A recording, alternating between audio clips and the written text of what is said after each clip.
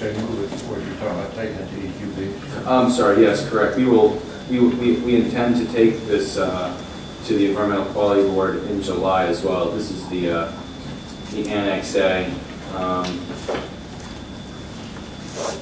defining conventional and unconventional, and then proposing to eliminate, as I mentioned, the sliding scale.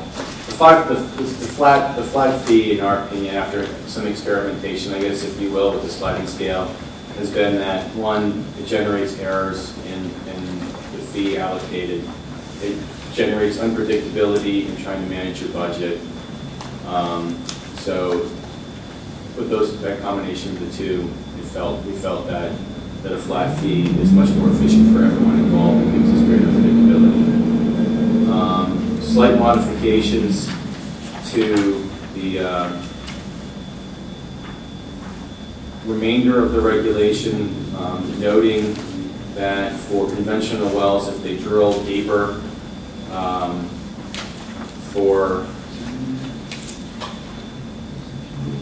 thank you. So conventional wells that drill deeper because the formation was deeper than anticipated. We've had some issue with drilling deeper and just sending in a check. Our permits are specific and they should be followed. But if you thought that whatever the Oriskany was 6,000 feet and turned out to be 6,500 feet, that's not something that really could have been noble at the time of permitting.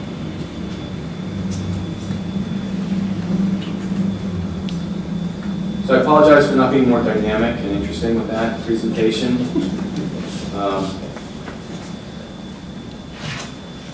Hey Scott, has the department already moved people from other programs into oil and gas, and is there room for that to continue? I'm not really going to answer your question the way that you're asking it, but so what we have found is that the very best of DEP and even outside this agency are coming to work for the oil and gas program. And it's really been my pleasure to see that happen. Yes, many people have left other programs to come to the oil and gas program because if I don't want to insult anybody, but if you're working as an environmental professional within this agency, where else would you rather be? We are seeing that best and brightest drain in the oil and gas program, and I think that the folks sitting at this table also kind of represent them. I think Kurt was a former counsel, but gave up the good life of Red Council to come back and take on that challenge. Seamus Malone, the same thing. I remember him people approaching me. Steve Brokenshire, he moved to Pittsburgh from Scranton because he wanted to figure out a way of getting involved with the oil and gas program, and then was able to move back to Scranton and is now a supervisor for us. So it's been just tremendous to see that interest and enthusiasm. But we still have a 202-person complement within the program, and that's all the people that the fee funds. But having said that, I would say that the rest of the agency happens to be subsidizing the oil and gas program more than anything that could be thought of to the contrary. We have to pull in the radiation protection folks. We have to pull in the air quality folks. We have to pull in wetlands and waterways folks. Just everybody, it's an all hands on deck mentality at DEP. Two stories I like to tell. One, I thought when I heard from the black fly people about they had some concerns about all the freshwater impoundments popping up. I said, oh my gosh, if the black fly people are involved with what I'm doing, everybody's involved. And then the guys from the Abandoned Mine Program called me up and said, there's these anthracite mines that are kind of real close by to some roads where the trucks are going on up there. And I said, okay. Now, has everybody got their hand up? Is everybody working on oil and gas activities? Yeah, so we've been getting a tremendous amount of support from everyone within the department to frankly ensure that this is a success, right? We're seeing tremendous air quality benefits already. Economic benefits have been talked about many times. I can see the water quality benefits of reduced consumption of water compared to other sources of energy on a per BTU basis. Climate change issues, there's a lot good that can happen. And then of course the national security issues that increased use of natural gas as a transportation fuel could represent. So yeah, again, why wouldn't you want to be working other than it's really hard? Well, this may sound like a stupid question, but to the extent that you utilize air quality people or waste management in oil and gas matters, is oil and gas charged for their time? No, the only folks that charge us for their time are the laboratories and the information technology folks. But even within IT, other programs happen to be subsidizing our work because they will ultimately benefit from, like, say, the electronic permitting initiative. So we're not full freighting that project. It's more called, we put down a down payment, but other folks have been chipping in, knowing that once that system's up and running, their permit is next, and they'll receive the benefits of the foundational work that the oil and gas program has laid for electronic permitting. So I'm very sensitive. I mean, as these numbers show, I'm not giving anybody a nickel because we needed to continue to do the work that we're doing.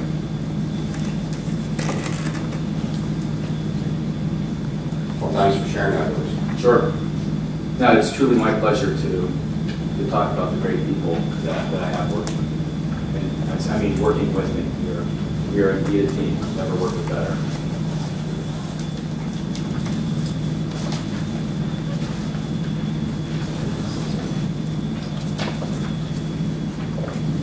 We do have a request to provide comment from Mrs. Emily Krafchek. Okay. Please take the microphone.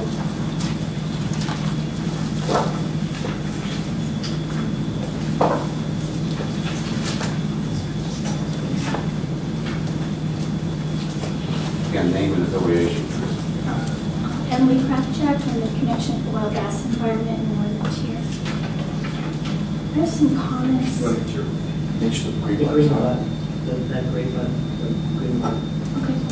I have some comments and some questions, if that would be all right.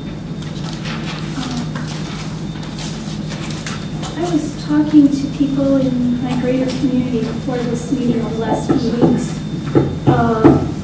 trying to find out what they thought about regulation changes. You know, most people don't really understand this stuff. They don't really even know what goes on here. But I was surprised to find out that the number one comment people were making to me was their private water supply still.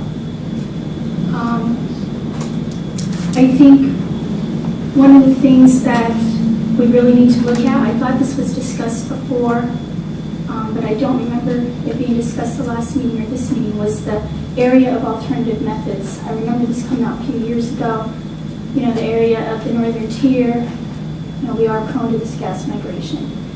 And it seems that, you know, people are still concerned about it, and I think every time somebody hears about a water impact, all kinds of alarms go up.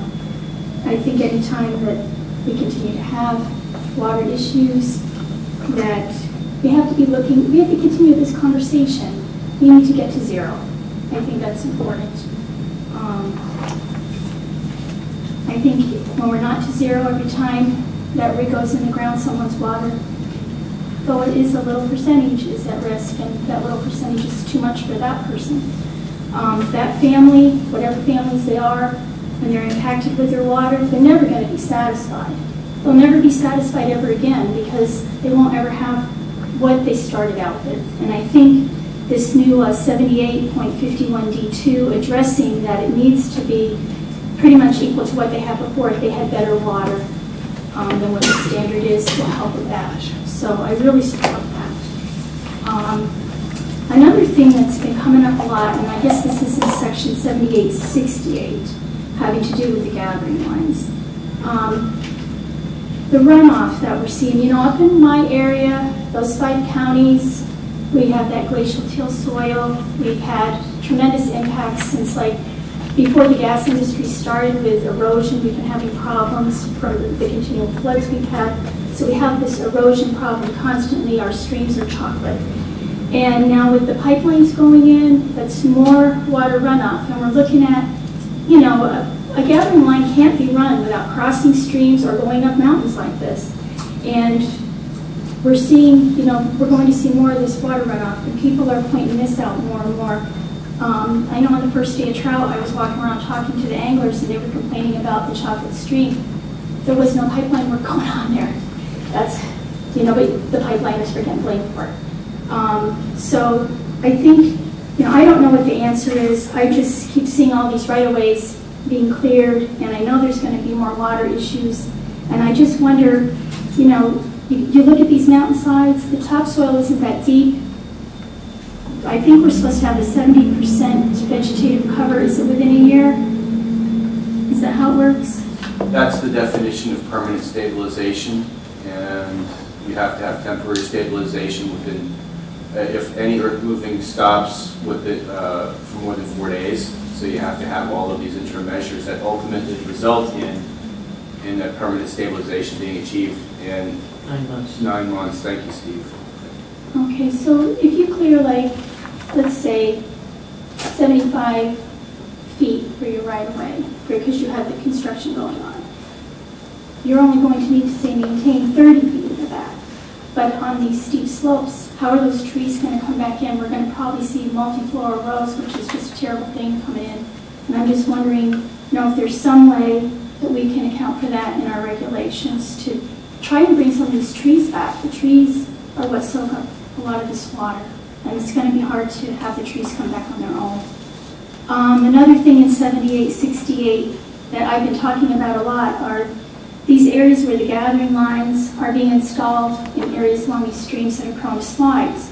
Now there's one in the county I live in where we already have a gathering line installed in an area prone to a slide, a very long stretch, but now another pipeline company is coming through and crossing that area.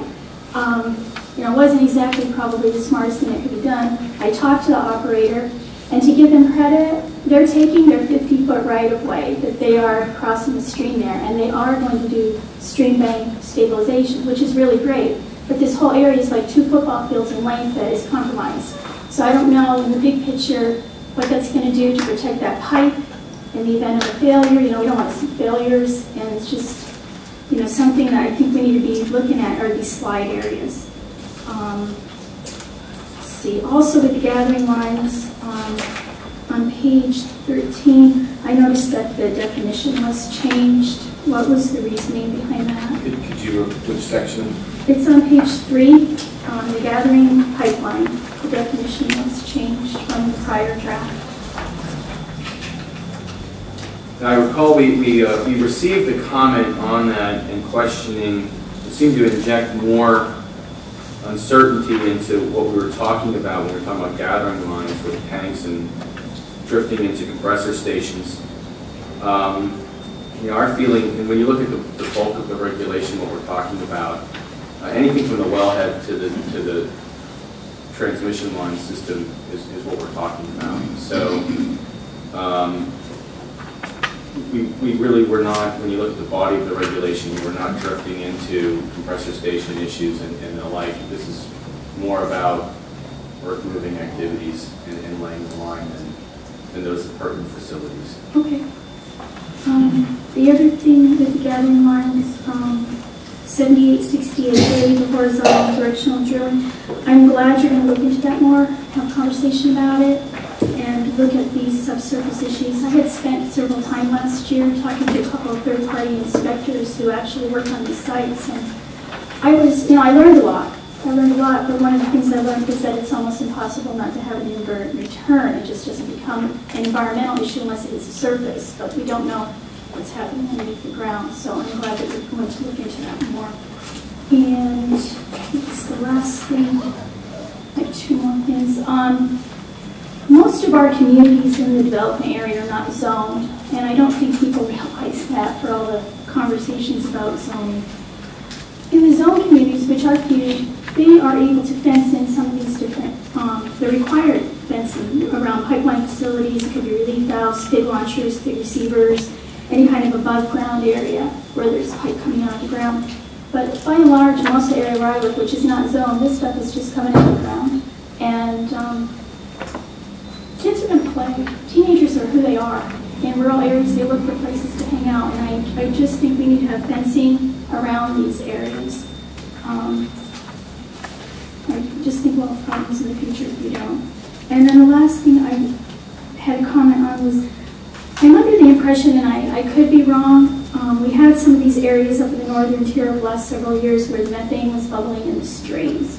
And I'm just wondering, like in this revision, what's in here that will get those areas cleaned up? Are they an environmental problem? I'm just not clear on that. Well, I've often said that treatment systems on a home do not fix a leaking gas well. We have taken several enforcement actions relative to several of those incidences, and until the methane issues are resolved, then work on gas wells is not over. Unfortunately, it is a complicated problem that will take time even after the remediation of the gas well. Restoration of the aquifer takes time. So we continue to monitor that, continue to work with operators on well evaluation, but that work is ongoing, and I cannot give you a time frame for when it will cease. Is there something lacking that we don't have? Why is this taking so long? Like, I hate to say it, but are we lacking science on this? Are we lacking some kind of geology information to why we can't stop these from happening?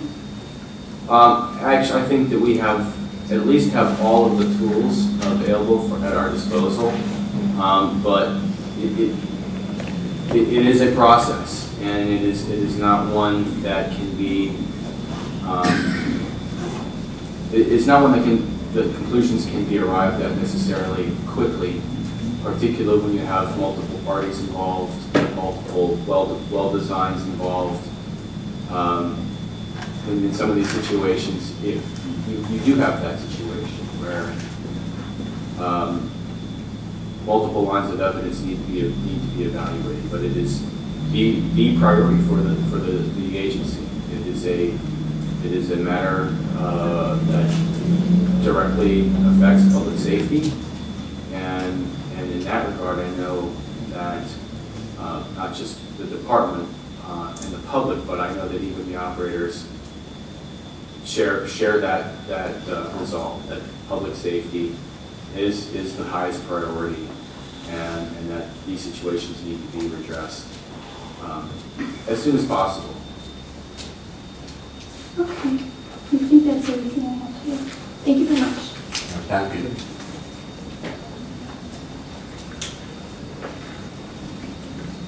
Scott, is there any other new business you want to?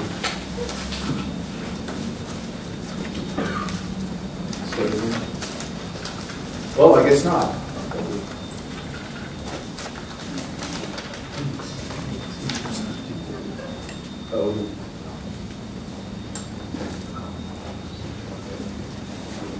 Well, what we were going to offer was to have Mr. Dave Allard, Director of our Bureau of Radiation Protection, provide TAB with an update on our T-norm study. I think he was anticipating being here at 2:30. We could probably get him down here right away if something that TAB would be interested in getting an update on. Yeah, I'd like to hear that. Okay. Fifth grade. 13? Yeah.